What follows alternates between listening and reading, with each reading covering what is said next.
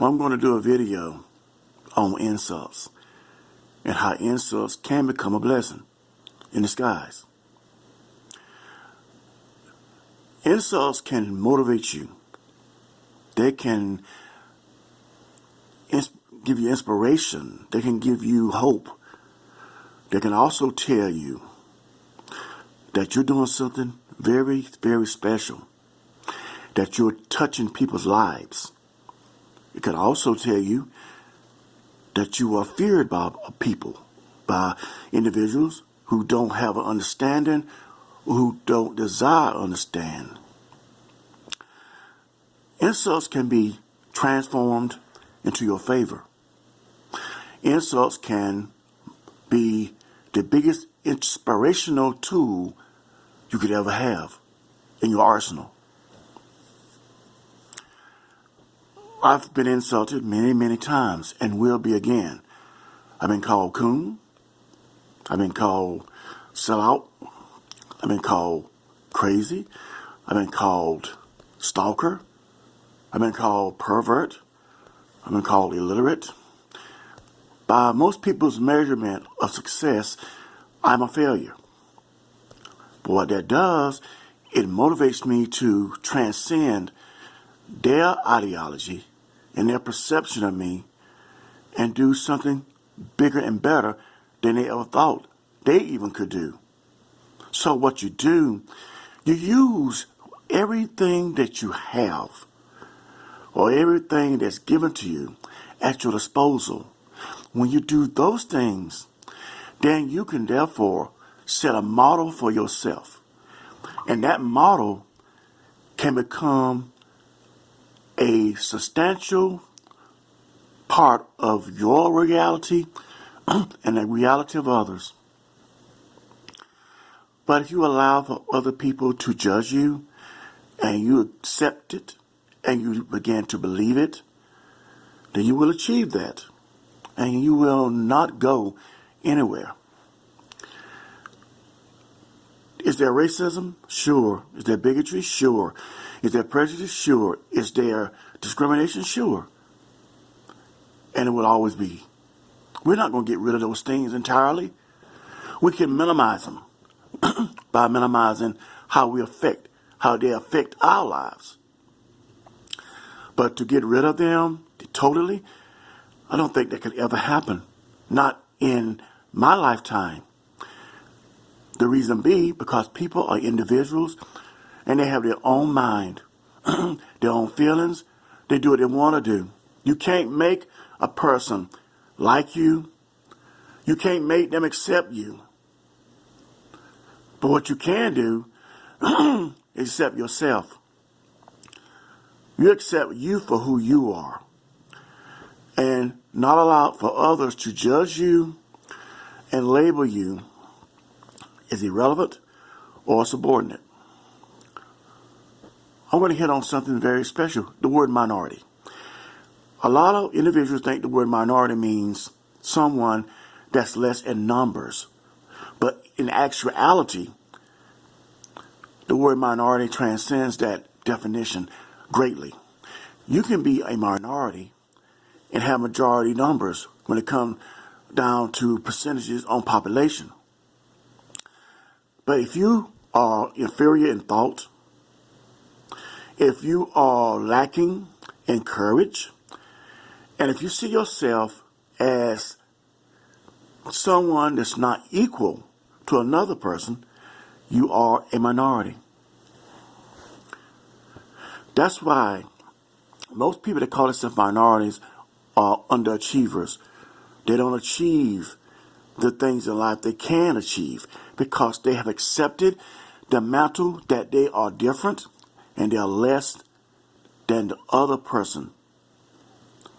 Take women, for instance, the female. The female has been treated in the United States of America as a subordinate, as someone that is undesirable. She's not treated as equal to her counterpart, the man or male. But that is not the way it is in nature. We are all equal in nature. We just have different things that we can achieve based on our strengths and based on our percentages of information. But a woman can do just as much as a man can intellectually and emotionally. Physically, it's a different story. Some women can and some can't do the manual labor that a man can do. On the other hand, a man cannot do what a woman can do. I doubt that many men could ever go through the excruciating pain of labor. That's something enormous. Women can withstand being pregnant for 10 months and then going through the trials and tribulations of childbirth. A man would probably die within a 3-month radius of a pregnancy. Does that make him less than a woman? No. It just shows that we have our weaknesses and our strengths. We have our balances. We all are a part of a paradigm in nature called diversity. We all are diverse. There's no such thing as all inclusion as far as being one species. We all are diverse. Diversity is life. Diversity is in nature. Diversity is the future. Whether we like it or not, believe it or not, or want to accept it or not, is irrelevant to the fact. You must love yourself. You must believe in yourself before you can believe in anybody else. Merely believing in a utopia that has not been found to exist, but only felt, is bedlam. It is not the criteria in life that we should live by. Howbeit, a lot of us do. And if that's the way we want to do things, if that's the way we want to live, we can shake it any kind of way we want. Shake, rattle, and roll. It doesn't matter to the mere facts of life. Everybody has a destiny. Everybody has a fate.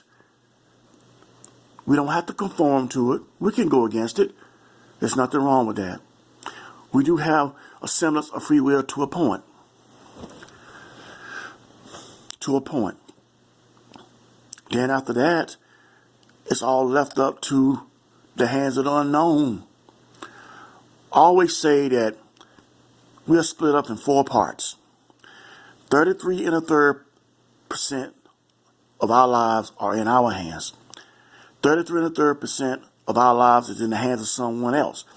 33 1/3% of our lives is in the hands of the unknown. And about 1/3 of our lives is left in the hands of complete fate. So out of all of those percentages, the 100% percentages, we only control 33%. That's it. We don't control a lot. That's why I'm saying that insults can be a blessing to you. They can carry you places. I'm quite sure if I would allow for insults to affect my life, I wouldn't be here. I would not be here. I'd have been gone a long time ago because I've had a lot of harsh treatment, but at the same time, so have other people as well. I am not a victim. We would not accept victimhood. I'm not a victim. I've been kicked off of Facebook. I don't know for how long, maybe forever.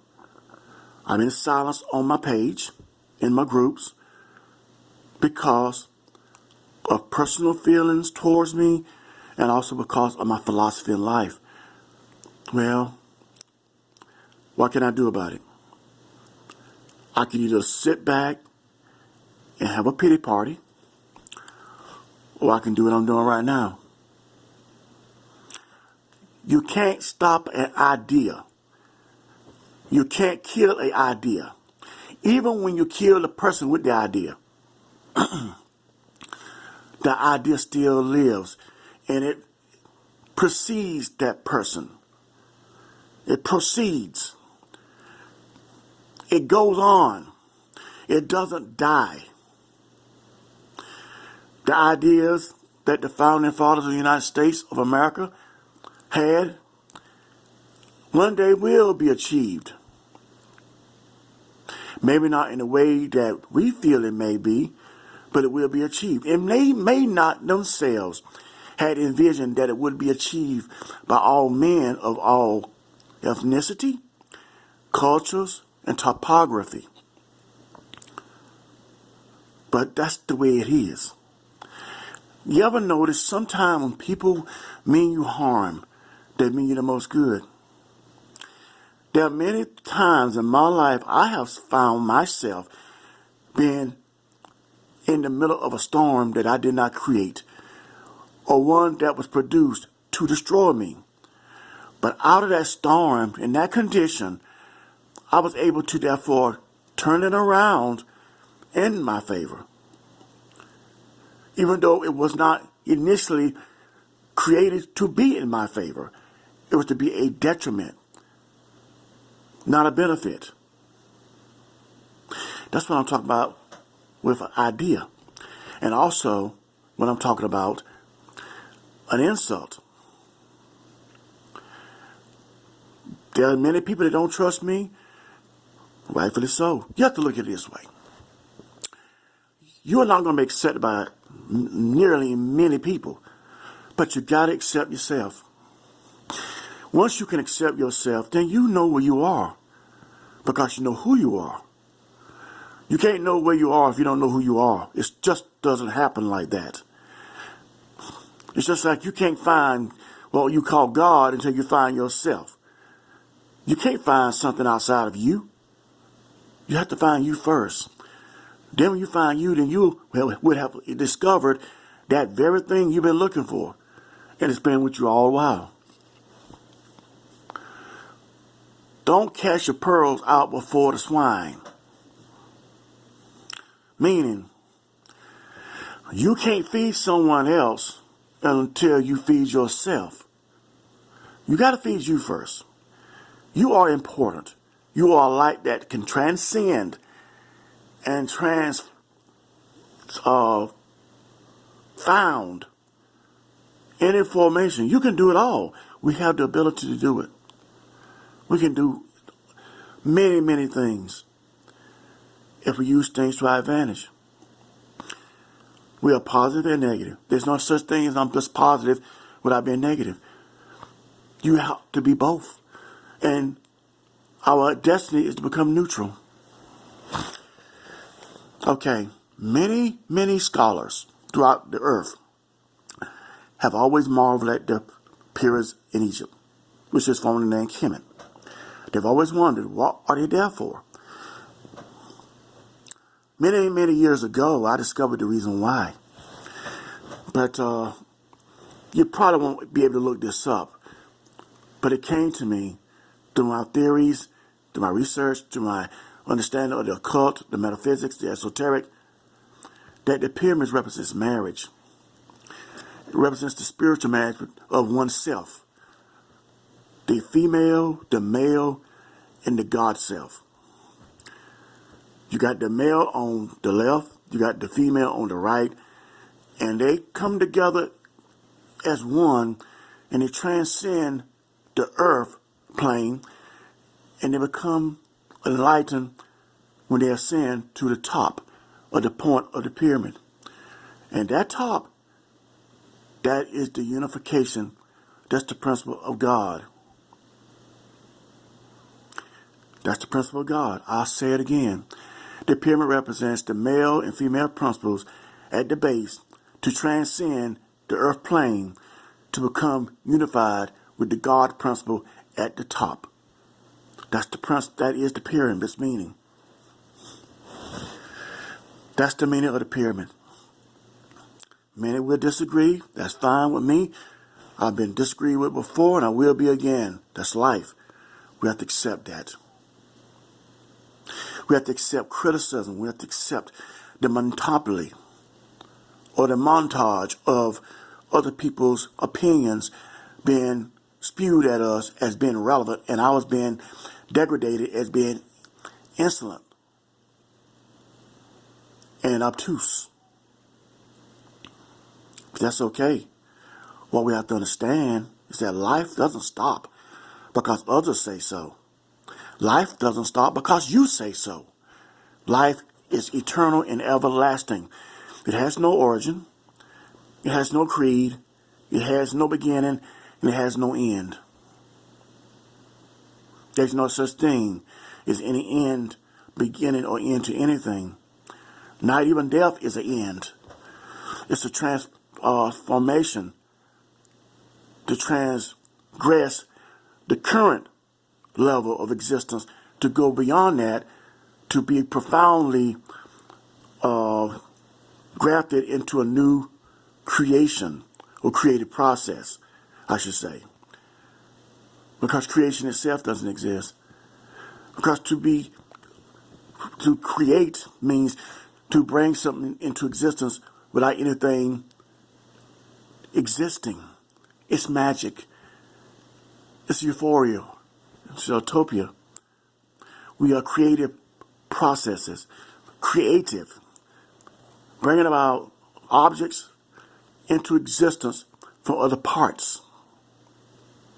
So, and all you'll get and get understanding, and all your understanding get knowledge, and all your knowledge get a good perception, and all your good perceptions be able to realize that as you live, you know, always know, but you will never become a knower. Because becoming a knower means you have mastered knowledge. There's no such thing as mastering knowledge. There's no such thing as mastering wisdom. We can know, but we'll never become knowers.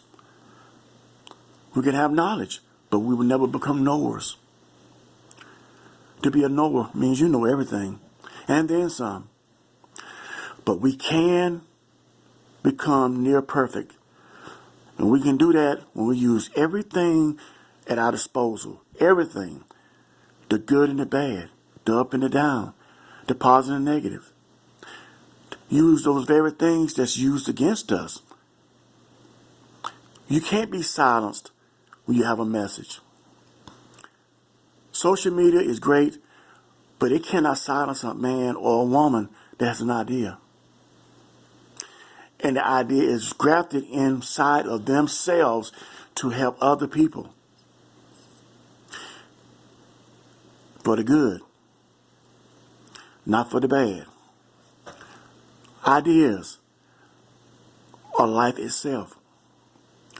An idea is what we need as human beings on planet Earth. And remember, the world that's being destroyed is not the earth. The world that's going to be destroyed is the ideology of the insane mind that's been filled with all sorts of profanity against humanity. Peace, love, blessings, and light.